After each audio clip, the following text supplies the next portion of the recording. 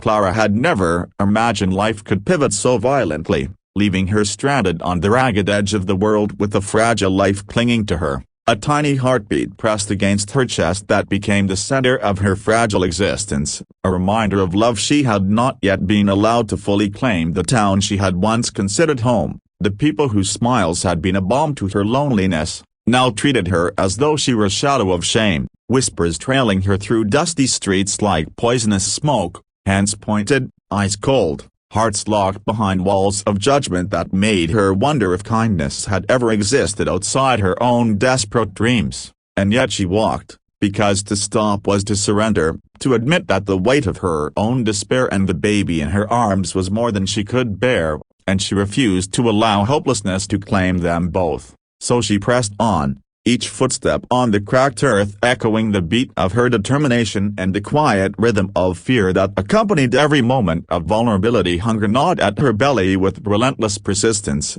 fatigue dragged her limbs into despair, and yet the baby's small fingers curled around hers with a trust so pure that it sparked a fragile flame of hope in her chest, a fragile warmth that told her she had to survive, that survival was not a choice but a command from the life she had brought into the world. A life that depended on her courage, even when courage felt like a threadbare garment she could barely hold together. The sun dipped lower, staining the sky with molten hues of gold and fire, and Clara stumbled onto the edge of a barren field where the horizon seemed endless, a place where the world felt stripped of pretense, and it was there that she saw him, a figure silhouetted against the fading light, tall and solid, the kind of man whose presence alone carried a quiet authority, a strength that didn't demand obedience but simply existed in its assurance, a cowboy whose hat cast a shadow over eyes that somehow held both warmth and understanding, a rare balance of gentleness and power that made her heart falter instinctively.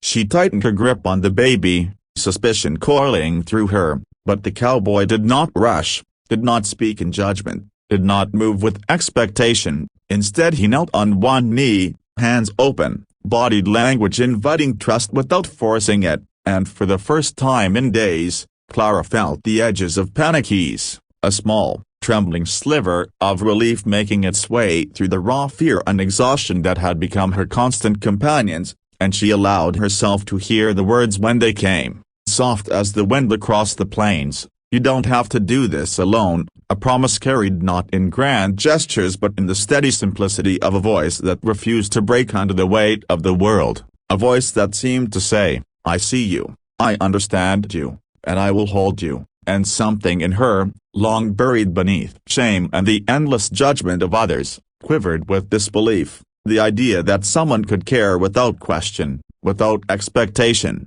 without the sting of repayment or judgment. Nearly too much to accept, and yet the baby stirred, tiny hands reaching for the warmth of the stranger, and something fragile in Clara's heart told her to take the risk, to reach for help, to allow herself to lean on another. For the first time in what felt like an eternity. Trembling, she extended her hand, and the cowboy's grip was firm but gentle, steady but not overbearing, and he took her, lifting the baby with the kind of carefulness reserved for something sacred, and in that instant, Clara felt the crushing weight of abandonment begin to ease, the loneliness that had plagued her nights and haunted her days receding in the quiet certainty that she was no longer alone, that their small, fragile family could begin anew, and together they walked, the baby cradled between them, the sun finally slipping beneath the horizon and leaving a sky heavy with stars that seemed to promise unspoken miracles, the open plains stretching endlessly before them,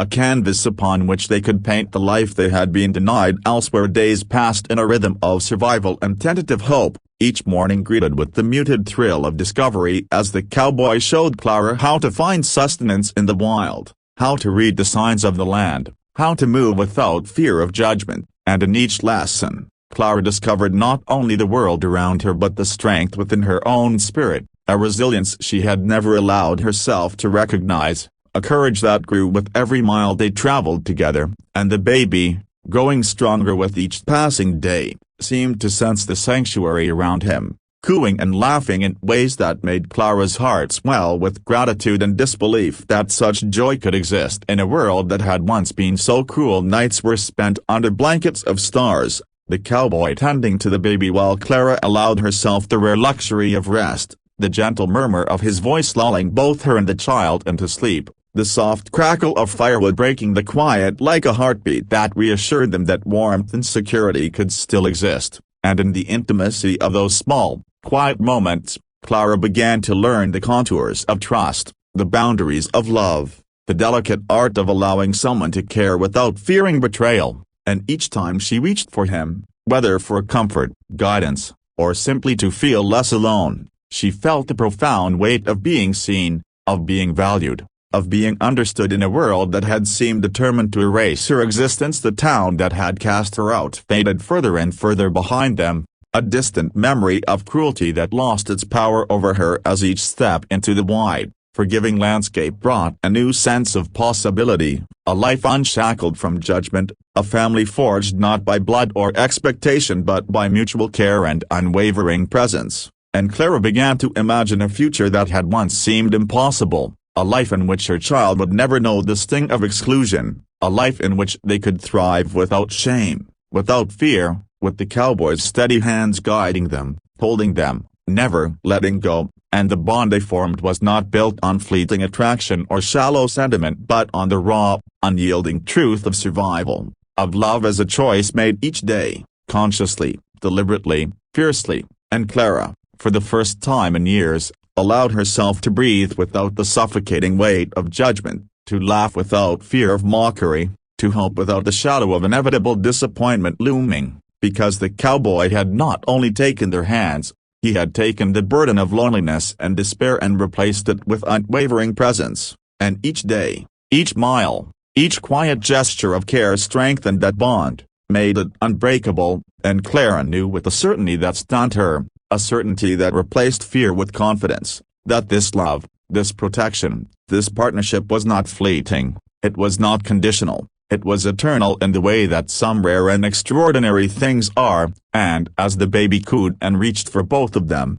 Clara felt the full weight of gratitude and joy, the kind that wraps around the heart and refuses to let go, the kind that trusts towards faith in humanity, the kind that makes even the darkest moments of her past feel like stepping stones to this miraculous present. And she understood finally that being cast out had been cruel, but being found had been a miracle, and miracles, she realized, often arrived on horseback with eyes that held the patience of the stars, hands that never let go, and a heart brave enough to hold the pieces of someone else's shattered world and love them into wholeness. And so they continued walking together into the endless horizon, Clara's heart no longer heavy with fear but buoyed by love, the baby nestled safely between them, the world stretching out before their feet like an open promise. And in that moment, every whisper of judgment, every sneer of betrayal, every lonely tear shed along the dusty roads of her past seemed inconsequential, washed away by the certainty that they had found each other,